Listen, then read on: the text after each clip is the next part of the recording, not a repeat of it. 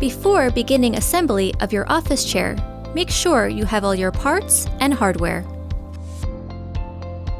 Starting with the base and casters, begin by flipping the base upside down. Then, firmly press in each caster until you hear a click.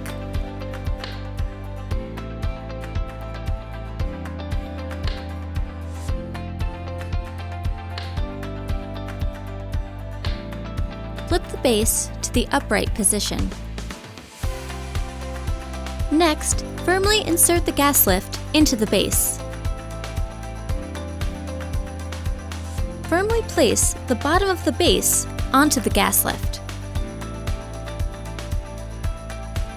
Your final step of assembly is to sit on your new chair to firmly engage the mechanism onto the gas lift. You're now ready to enjoy your new office chair.